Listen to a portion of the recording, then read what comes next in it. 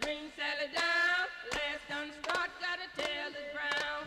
Green Sally up, Green Sally down, last done start, gotta tell the ground.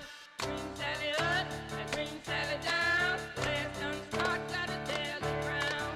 Green Sally up, Green Sally down, last done start, gotta tell the ground. Tervehdys Junkkarilta. Kevät saapuu ja kylvät lähenevät. On aika pitää käyttäjäkoulutus, käymme läpi koneen säätöjä, kiertokoetta sekä ajotietokoneen käyttöä. Olen Teemu Nyrhilä Junkkarilta ja tervetuloa mukaan. Aloitamme kytkennöistä. Koneen nosto ja lasku toimii kaksitoimisena, eli iso letkupari kytketään samaan lohkoon. Maantiellä liikuttaessa suositellaan hanan sulkemista ja vastaavasti pellolle saavuttaessa aukaistaan hana. Mikäli koneessa on hydraulinen vannaspainotus, vaatii se toisen hydrauliikkalohkon käyttöön. Sekä mikäli koneessa on etulata, kiekkomuokkari tai S-piikkimokkari, silloin vaaditaan aina yksi lohkopari lisää.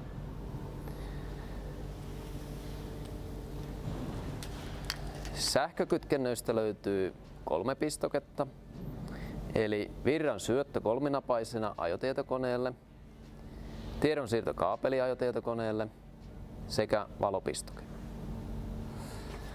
Vetovarustuksia on 3 erilaista. Vetokoukkuun tuleva vetoaisa, tässä koneessa pakkeri sekä kolmantena vaihtoehtona vetovarsiin tuleva vetolaite. Pakkeria käytettäessä on tärkeää muistaa, että kun sitä peruutetaan, se on nostettava ylös. Samoin tiellä siirtoajossa pakkerin on oltava ylhäällä. Koneen hydraulisen vannaspainotuksen asteikko näkyy koneen etureunassa. M-koneissa asteikko 0–30, S-koneissa 0–15. Pehmeillä mailla aloitussuositus 10, kovilla mailla 20. Vannaspainotusta voi muuttaa hydraulisesti ajon aikana, maalajista riippuen sekä muokkauksesta riippuen. S-koneissa mekaaninen vannaspainotus löytyy koneen takaa, asteikko 0–3, suositus aloittaa noin 1,5. Vannaspainotuksen voit testata helposti käsillä. Paras tilanne kylvöasennossa vantaalle on hieman nousseena, jolloin pellossa tulevan notkelon aikana vannas tippuu alas eikä tällöin kylvä pintaa. Koneen korkeuden säätö tapahtuu takaa. Poista kuljetustuki. Sille löytyy säilytyspaikka koneen rungosta. Tämän jälkeen asenna lamelle ja sylinterin juureen.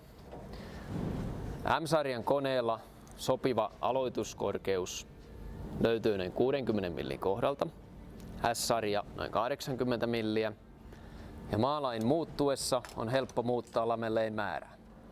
Pehmeälle maalle siirryttäessä voit asentaa pari lamellia lisää tai vastaavasti kovalle maalle siirryttäessä poista pari lamellia pois.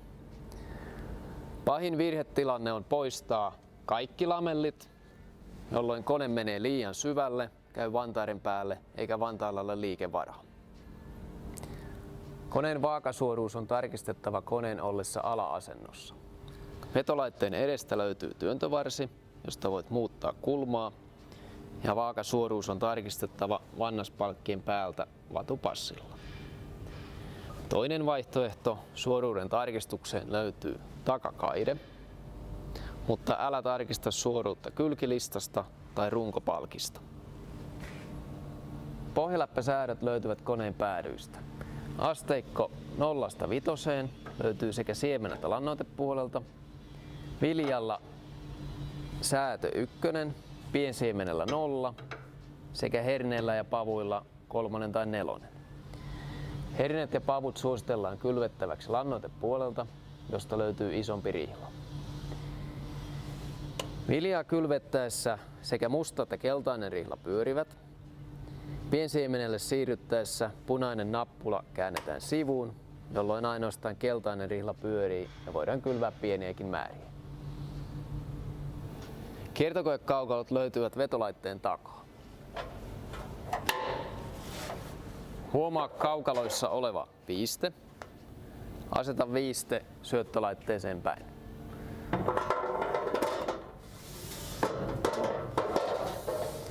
Lannoitepuolella kaukalo asetetaan eri päin kuin siemenpuolella.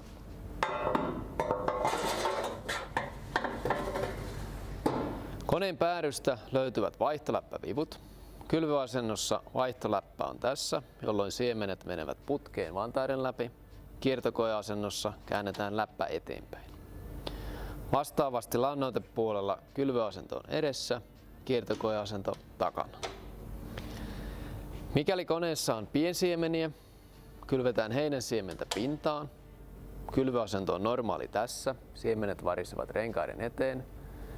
Mikäli halutaan piensiemen tai starttifosfori vantaiden kautta maahan, käännetään läppä taakse. Kiertokoeveivi löytyy koneen päädystä. Kiinnitä veivi vaihdelaatikkoon. Sen jälkeen säädä haluttu määrä asteikosta. Viitteellisiä määriä löydät taulukosta. Vaihtelevat paljon siemenkoosta riippuen. 3-metrisessä koneissa pyöritä 29 rinkiä ja vastaavasti 4-metrisessä 22 rinkiä. Lannoitepuolella löytyy sähkösäätö, jolla tehdään oma erillinen kiertokokeessa.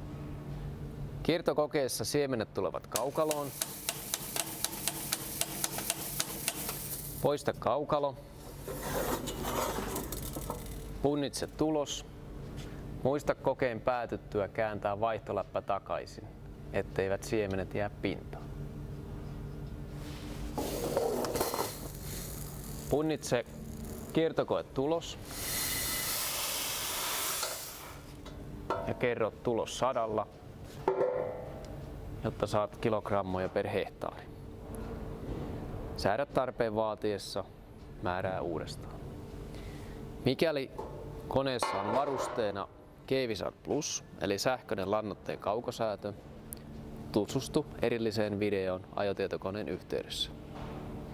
Poista rivimerkitsimen sokka, asenna varret, kiinnitä päät, kiinnitä nivelpultit, murtopultit. Tarkista merkkarin etäisyys pellolla, kun merkkari on maassa. Mittaa koneen keskeltä merkkarin piirtämään uraan 3 metriä 3-metrisessä, 4 metriä 4-metrisessä. Merkkarin löytyy murtopultteja koneen etuosasta. Pressun lukitus aukeaa painamalla putkea alaspäin, painamalla peukalla lukitusvipua. Tämän jälkeen pressu kelautuu ylös. Vastaavasti takaisin saat narusta ja painamalla putkea alaspäin, jolloin pressu lukittuu takaisin. Väliseinen säätötapit löydät siemenpuolelta. Tappeja löytyy molemmista päädyistä sekä keskeltä. Ja tarrasta säiliön väliseinässä näet viitteellisiä tilavuuksia. Jälkiharan aggressiivisuudessa on 3 säätöä. Keskimmäisestä on hyvä aloittaa. Liian jyrkässä hara helposti pomppii, nostaa jyviä pintaan ja vastaavasti liian loivassa se kerää olkea. Itse haran korkeuden säätö tapahtuu haran varresta. Löytyy 30 millin mutteri, jota on helpoin säätää räikällä. Muista säätää molemmat puolet. Siirryttäessä kylvämään muista laskea maapyörä alas. Huomaa oikeaoppinen tekniikka alaslaskussa. Ota ylhäältä kiinni ja toisella kädellä kahvasta sen jälkeen laske maapyörä alas. Huomaa alas laskettaessa, mikäli kone on maassa, maapyörä tulee jalan päälle. Ole varovainen. Vastaavasti ylös nostettaessa ota maapyörästä kiinni ylhäältä ja nosta ylös. Nyt katsomme ajotietokoneen käytön. Ajotietokone kytkeytyy päälle virtanäppäimistä vasemmasta kulmasta.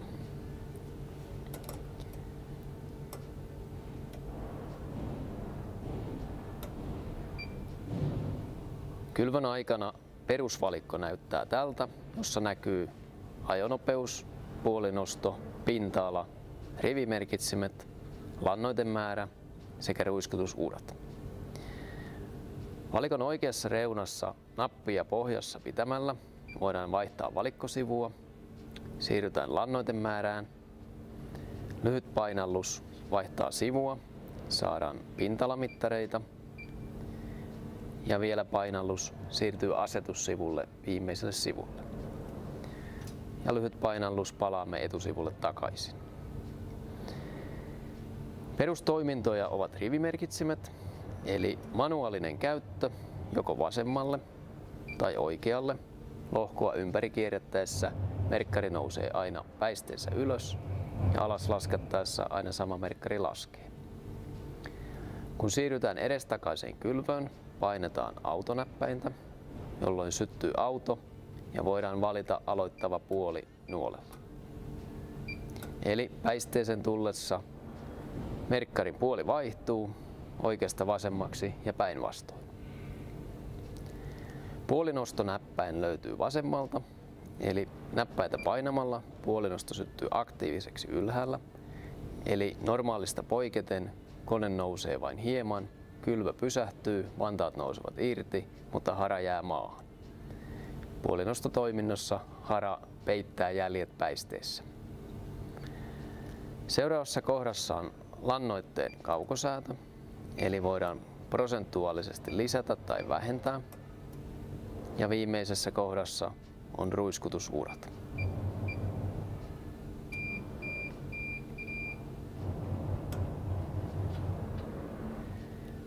Painamalla oikeaa näppäintä siirrytään toiselle sivulle. Lannoitemäärä voidaan asettaa Keevisar Plus-versiossa tällä sivulla. Painetaan Set-näppäintä, muutetaan vilkkuvaa lukua ja kuitataan OK. Nyt perusasetus on 400 kiloa, jota voidaan prosentuaalisesti säätää ajon aikana. Painamalla oikean reenan näppäintä uudelleen siirrytään pintallamittarisivulle, josta löytyy 3 mittaria, ykkösmittari, kakkosmittari sekä koneen kokonaismittari. Yksittäinen pintalamittaus voidaan nollata resettiä painamalla ja hyväksymällä, jolloin muut lukemat säilyvät. Painamalla oikean reunan näppäintä siirrytään taas viimeiselle sivulle, josta löytyy lannoitteen kiertokoevalikkoa, käyttäjäasetuksia, tehdasasetuksia ja vikadiagnostiikkaa. Käyttäjäasetuksista löydät näytön kontrastia, päivämäärää, kellonaikaa, kielivalikkoa sekä kylvökoneen leveyttä ja hälytyksiä sekä ruiskutusuria. Hälytysvalitosta voit kytkeä säiliövahdit pois muuttamalla siemenpuolen offille ja hyväksymällä. Esimerkiksi tilanteessa, jossa kylvetään piensiementä, niin ei säiliövahti hälytä koko ajan. Vastaava toiminto lannoitesäiliössä. Sen jälkeen löytyy pyörintävahdit, eli jotka antavat nopeushälytystä akseleilta, siemenakselilta sekä lannoiteakselilta. Traktorin kuvassa hälytys tulee, mikäli kone on maassa, mutta koneisto ei pyöri. Eli tilanne, jossa maapyörä on jäänyt ylös tai ketju tai kartaani on rikkoutunut. Vaihdelaatikkohälytys löytyy alimmaista kohdasta, josta saadaan kytkettyä päälle tai pois. Sen jälkeen löytyy vielä jännitemittaus, joka näyttää traktorin jännitettä. Eskillä päästään takaisin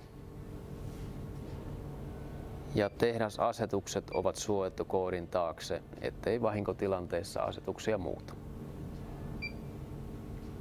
Vikadiagnostiikasta voit tarkastella laitteiston toimintaa, voit kokeilla antureiden toimintaa sekä syöttölaitteiden tietoja ja historiatietoja. Lannoitteen kiertokoe tulee suorittaa Keevisar Plus-malleissa. Kiertokoen valikko viimeiseltä sivulta, painetaan OK. Ohjain kysyy, millä määrällä haluat lannoitteen kiertokokeen tehdä. Tämä kannattaa tehdä sellaisella määrällä, mikä on hyvin lähellä normaalia käyttömäärää. Painamalla Set-näppäintä alkaa vilkkumaan lukema, muutetaan lukema, hyväksytään OK:lla, painetaan OK:lla. Tämän jälkeen sähkösylinteri säätää sen oletettuun asemaan, laitetaan kaukalot alle pyöritetään kiertokoe, punnitaan tulos ja syötetään tulos tänne. Tässä tilanteessa tulokseksi saatiin 2,8 kiloa ja hyväksytään OK. Tämän jälkeen ohjain näyttää vanhaa kiertokoelukemaa sekä uutta kiertokoelukemaa ja näiden erotusta. Hyväksymällä OK ohjelmisto korjaa virhettä ja säätää sylinteriä. Nyt voitte katsoa sylinterin säätöä. Lannoitteen kiertokoe tulee tehdä joka kevät 2-3 kertaa. Vuosittain lannoitteet vaihtelevat sekä eri lannoitevalmistajien lannoitteet käyttäytyvät eri tavalla. Ruiskutusurat voit kytkeä päälle käyttäjäasetuksista. Valikon alimmaista reunasta löytyvät ruiskutusurat, hyväksytään OK:lla ja nuolella ylöspäin valitaan ruiskujakoa vastaava numero. Eli tässä tilanteessa kylvökoneen leveys 3 metriä ja ruiskun leveys 15 metriä. Hyväksytään OK. Tämän jälkeen voidaan eskillä siirtyä etusivulle. Valikossa näkyy ruiskutusurat, traktorin renkaat sekä 2 numeroa. Alempi numero kertoo urajaon, eli joka 5. uralla tulee urat ja ylempi kertoo missä ollaan menossa. Ja oikeassa reunassa +1 näppäin lyhyt painallus muuttaa jakoa, millä voidaan aloittaa. Ja urat syntyvät aina kun lukemat ovat samat, eli 5/5 ja näyttöön syttyvät väkäset. Uria sekä rivimerkkareita voidaan hallita myös stop-näppäimellä, eli stoppia painamalla. Nyt saadaan urat päälle joka kohtaan tai vastaavasti. Mikä muu luku kuin tahansa 5, painetaan stop, niin nyt ei tule uria. Ylimääräiset nostot eivät vaikuta uriin. Mikäli haluat kokonaan urat pois, menet taas viimeiselle sivulle, käyttäjäasetuksiin, ruiskutusurat ja muutat urat 0. Hyväksymällä OK urat poistuvat. Tehtaalta lähtiessä urat ovat aina pois päältä. Käyttäjän tulee ne itse kytkeä päälle. Lisätietoa ruiskutusurista löydät Junkkarin nettisivuilta. Siellä on mallikuvia eri ruiskutusjaoille sopivista urista. Vaihteiston kalibrointi tulee suorittaa ajon aikana. Vasempaan alakulmaan syttyy KAL-näppäin, jota painamalla tulee suhdeluku ja se hyväksytään OK. Ja palataan eskille.